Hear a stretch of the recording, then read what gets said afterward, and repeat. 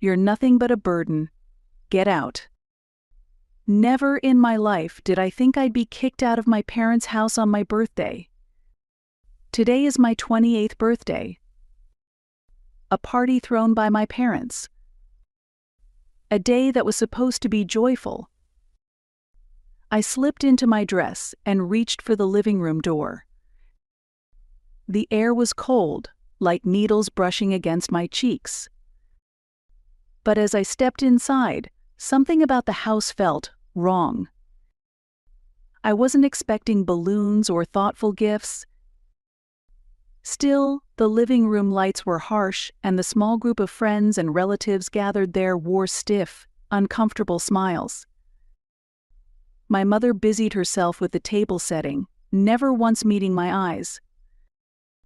My father, grinning with a whiskey glass in hand, was already on his second pour. I forced a smile for the guests and slid into an empty chair. Tension rippled through the room. The party stumbled forward, heavy with awkward small talk and forced laughter. Glasses clinked too loudly. Not once did my parents say happy birthday. No warmth. Just mechanical gestures. I stared at the untouched cake sitting in the corner. Something was coming. I should have known. My father never missed a chance to be cruel in public. Halfway through the party, he raised his glass and stood, drawing everyone's attention. With a practiced grin, he motioned for my mother to bring something forward. It was a hat. "We thought our dear Catherine deserved a special crown," he announced. My heart dropped. For a brief second, time froze. My mother placed the hat on my head. It read, "Just a burden." Laughter erupted. I searched my mother's face, desperate for any sign this was just a tasteless joke. But she wouldn't meet my eyes. They had planned this. This wasn't a celebration, it was an execution. Slowly, I took off the hat. Every eye in the room was on me. They were waiting. Waiting for tears. For begging. Or for a breakdown they could use to justify their cruelty. "You're nothing but a burden." "Get out," my father said. "You're an adult now," my mother added, irritation in her voice. "You shouldn't be living here anymore. It's time to start your own life." "You're right, Mom," I replied. "You're absolutely right. But you could have just said, 'Let's leave.' Why did it have to be a public execution?" "Don't be so dramatic," my father scoffed. "You're ungrateful. After everything we've given you." "I understand," I said finally. My voice was calm. Shockingly calm. "I'll leave tonight. But you don't even realize what you're about to lose." I turned to the guests. They stared at their feet, the walls, their shoes anywhere but me. All but one. Only my boyfriend, Jack, looked at me. His eyes burned with a mix of rage and sympathy. He gave me a small nod. My father grinned, triumphant. I turned and climbed the stairs without looking back. Each step landed with finality. I go into my bedroom, and I shut the door behind me and changed out of my formal dress into jeans and a sweater. I dragged out my half-packed suitcase and began stuffing the rest of my essentials inside. Then my eyes caught the photo on the wall. Me and my parents on graduation day. Smiling. Proud. That day, my father had handed me a small envelope. Inside were mortgage papers. "A new beginning," he'd said. They had dumped the house payments entirely on me. My first paycheck had vanished trying to save it. But that was only the beginning. A few months later, he said it. "I need a little help, Catherine. Just a small debt." "How much?" I asked. 15,000, he replied. A bit of gambling trouble. I was stunned. I'd known they were struggling, but gambling? "If I don't pay it back," he said, "some dangerous people will get involved." "I raised you. I sent you to college. I'm asking for help. Just this once." Under the weight of emotional pressure and guilt, I used my emergency savings to pay off his debt. Money I had slowly set aside through part-time jobs during college. Then came my mother's car trouble, which later turned out to be for cosmetic surgery. A sudden medical emergency that turned out to be a lie. And my father's business investment, which was really just another gambling debt. At first I believed these were just unfortunate coincidences. But over time the pattern became undeniable. They were always using my kindness. Every time I got promoted, every time I received a bonus, a new financial emergency appeared. And through it all, I kept paying their mortgage.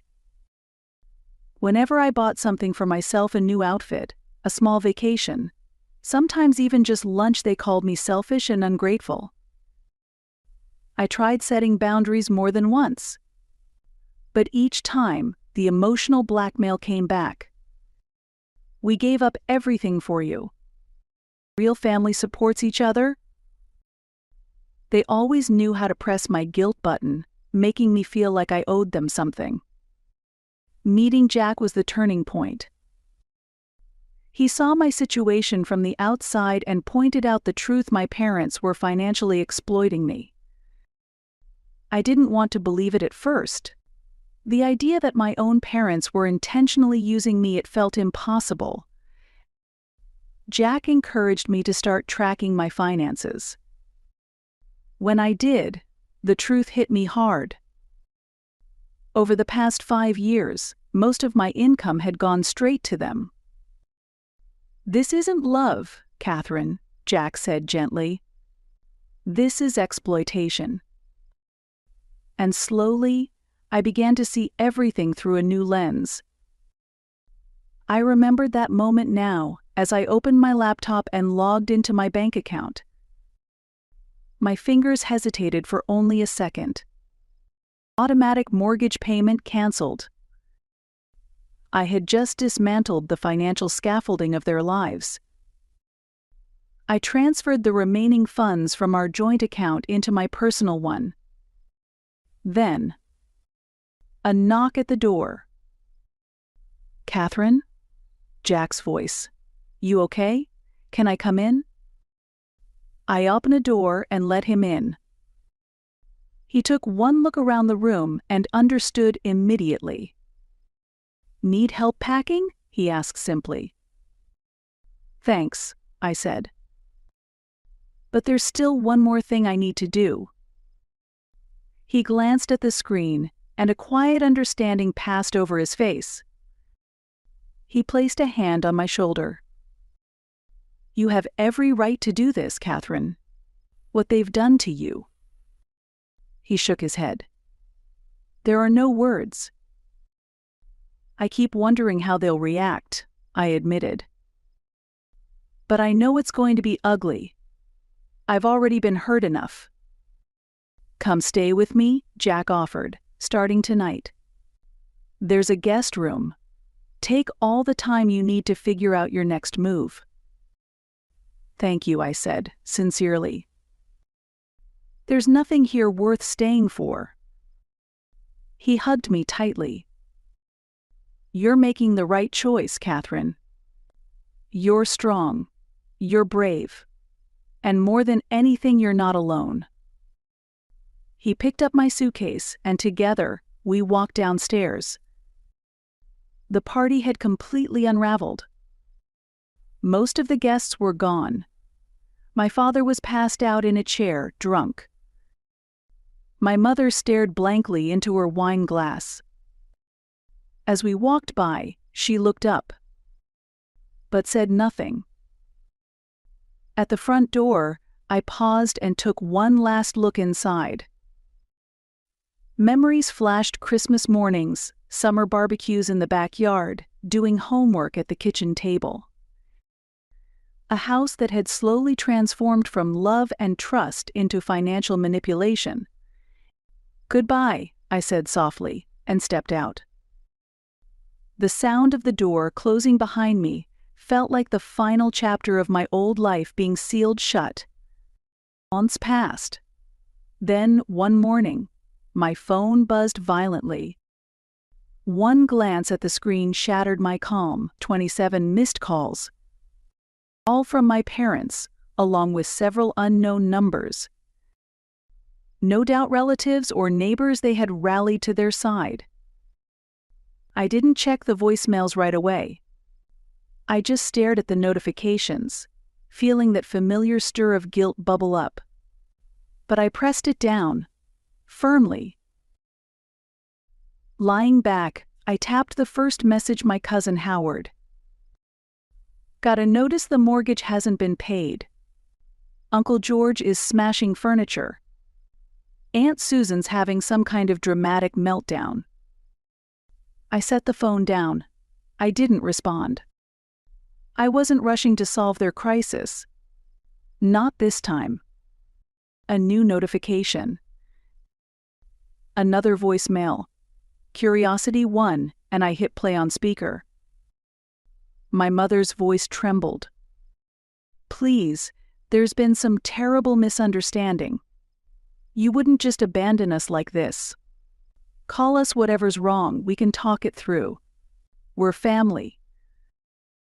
I closed my eyes for a moment and let her words dissolve into the sunlit room. It's remarkable how quickly just a burden turns into "please help us" when the mortgage payment doesn't show up. A text from my father. "You'll regret betraying your family like this." No warmth, no confusion, just cold, threatening rage. Another vibration. A message from Aunt Linda. "Did you really abandon your parents? After everything they sacrificed for your success, this is how you show gratitude. Your father's health is deteriorating rapidly. He hasn't eaten in 48 hours. The phone suddenly felt like it weighed 1,000 pounds. A knot twisted in my stomach. Guilt worked with surgical precision, breaking down the defenses I had carefully built, as if it had just been waiting beneath the surface for a moment like this. I reread the message over and over. What if they truly were suffering? What if my actions had been too harsh?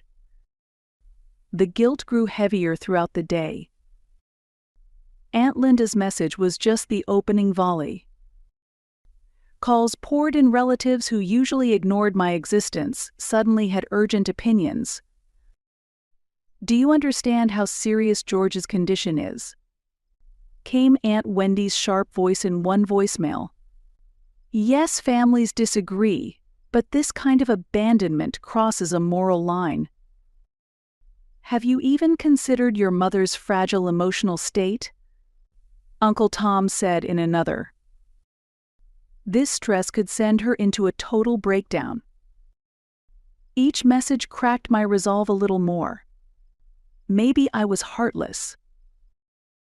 Maybe I was the villain. Maybe. Then another buzz. A text from Howard. "Uncle George is losing it. Aunt Susan might need to be hospitalized if this keeps up." I stared at the screen, the realization knocking the breath from my lungs. This wasn't reconciliation. It wasn't an apology. It wasn't accountability. It was strategy, just another performance. They didn't miss me. They missed my financial support.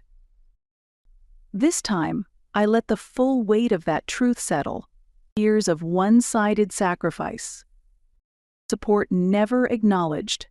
Endless giving, hoping someday for gratitude from people who were incapable of it. It didn't hurt anymore. What I felt was sharper, clearer, crystallized. Jack didn't say anything at first. He just handed me a mug and sat beside me. "You okay?" he asked. "I've had enough," I told him. "I can't let their lies go unchallenged anymore."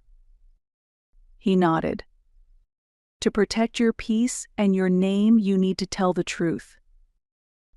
I had 5 years' worth of financial documents organized in folders. Mortgage payments, utility bills, their credit card statements, and countless transfers covering George's gambling debts. As a lawyer, Jack helped me format everything into a clear, professional presentation. We built a financial timeline month by month, from the day I graduated college to the day I left their house. Every dollar I had contributed and for what purpose. The totals were staggering. On average, I had paid more than $1,500 a month for 5 years just to keep them afloat. "Are you planning to post this publicly?" Jack asked. "No," I shook my head. "I'm only sharing it with family." I sent the message carefully, individually, to relatives. There have been recent attempts to damage my reputation.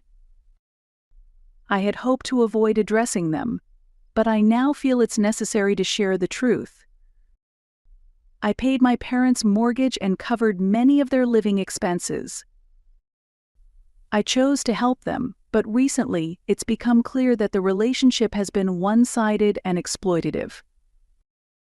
On my 28th birthday, they called me nothing but a burden and demanded that I leave their home immediately. Financial records are available upon request to any family member who wishes to review them. I hold no hatred toward my parents. I truly hope they live well and peacefully, but from now on, without my involvement.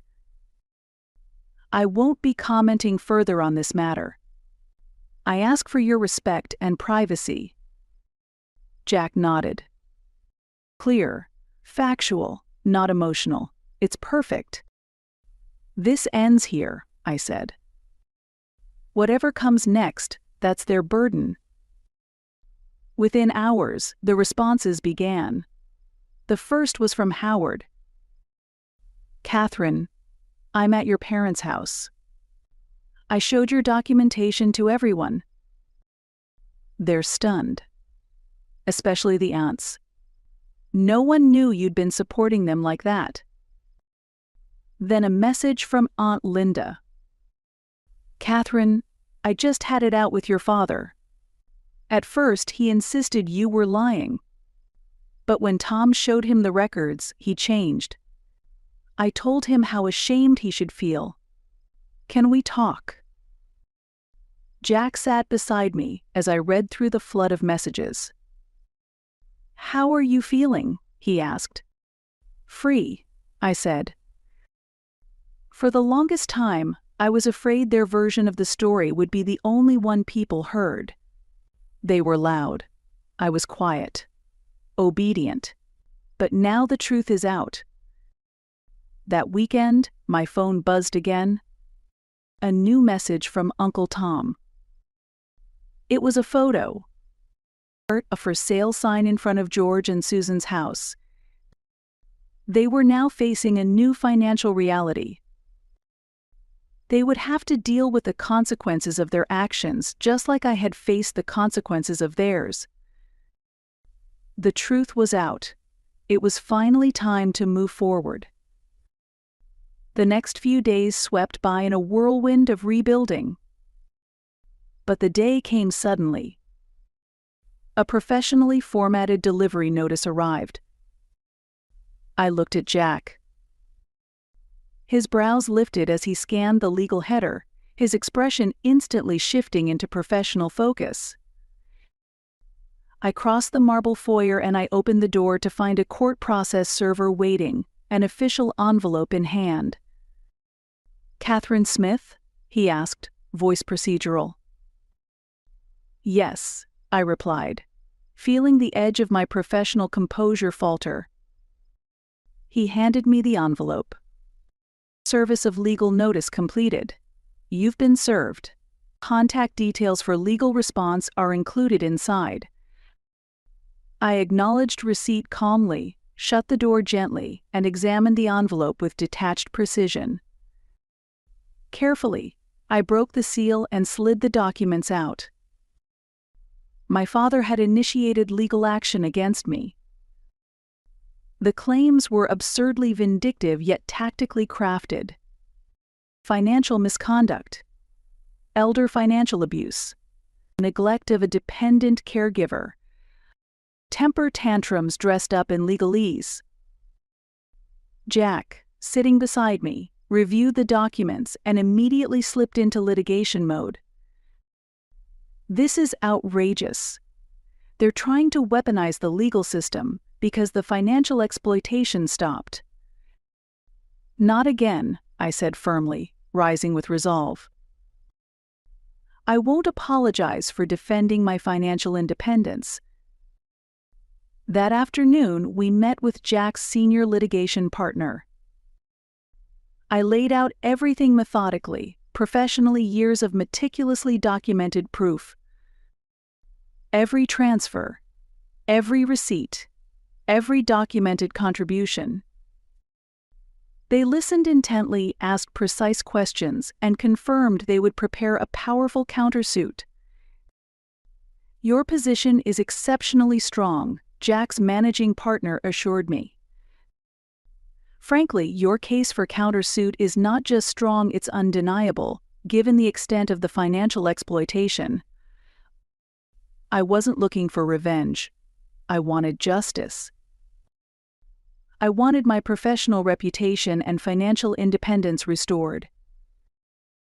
That same afternoon, following their legal counsel, I signed off on a formal counterclaim detailing the years of emotional coercion and systematic financial manipulation.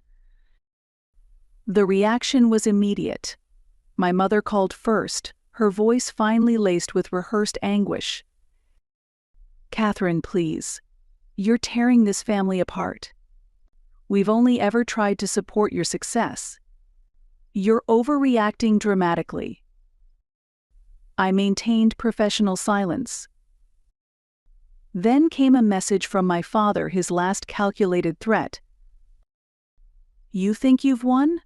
Blood always determines the final outcome." "Family isn't defined by blood," I whispered into the quiet room.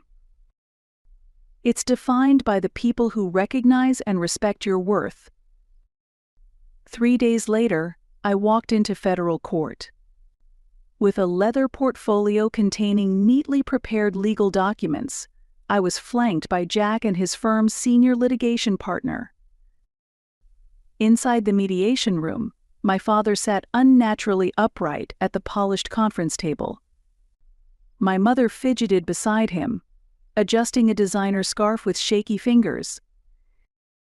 They looked smaller than I remembered.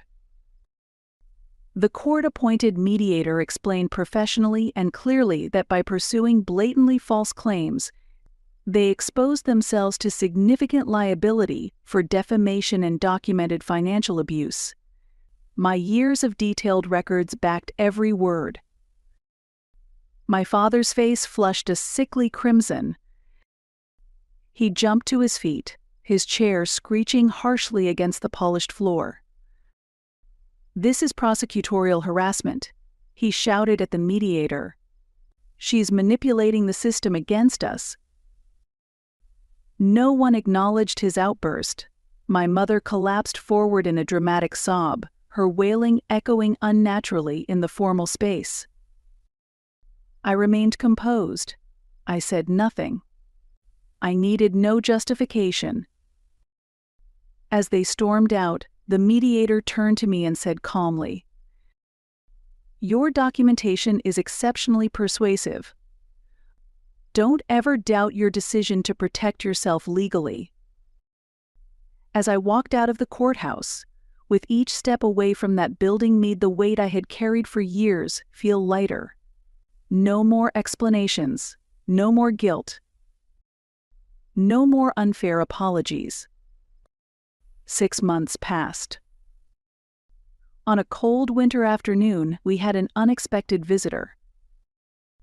Aunt Linda, my father's sister, showed up at our condo unannounced. I invited her in. She sat, visibly tense. "Catherine, I just came from seeing your parents," she said. "They're struggling." "What do you mean?" I asked. "Financially?" "Worry that too, but not just that," Linda explained. George lost his job. His gambling got worse. He apparently used company funds. Their new apartment is far from comfortable. Susan started working part-time, but it's nowhere near enough to maintain the lifestyle they once had. I nodded quietly. They were finally facing the consequences of their actions. They were now realizing just how crucial my financial support had been to their way of life. And beyond that, Linda added, most of the family has distanced themselves. No one condones what they did, especially now that they know how much you actually supported them. "What are you asking of me?" I asked plainly. Linda sighed. "Nothing, Catherine. I just thought you should know." They seemed genuinely remorseful. "At least Susan does. She cries every day. George, well, he has a lot of pride. He's not fully there yet, but even he's beginning to change." "Have they reached out to me?" Linda asked. "No," I said. "There's been no direct contact since the court proceedings." "They're afraid," Linda replied. "They are afraid you will reject them. The shame is overwhelming, especially now that everything is out in the open." I was silent for a moment. For years, I supported their unstable finances without thanks, without recognition. And only now, after losing what they once took for granted, did they finally understand its value. "Aunt Linda," I said carefully, "thank you for telling me. But right now I need to live my own life. I need to move forward." She nodded, her face full of understanding. "Of course, Catherine.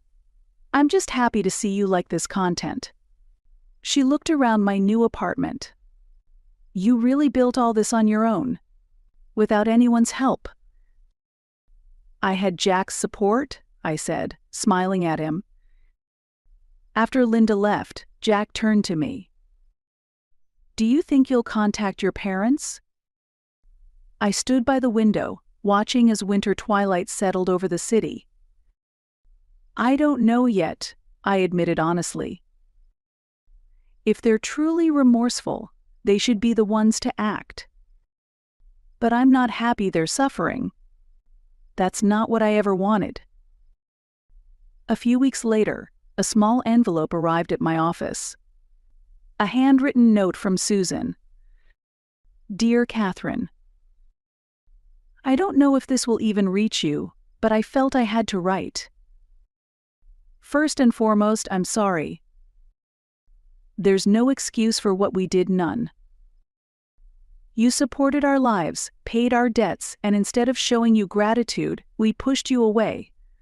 That is inexcusable. We're now living with the consequences of our choices.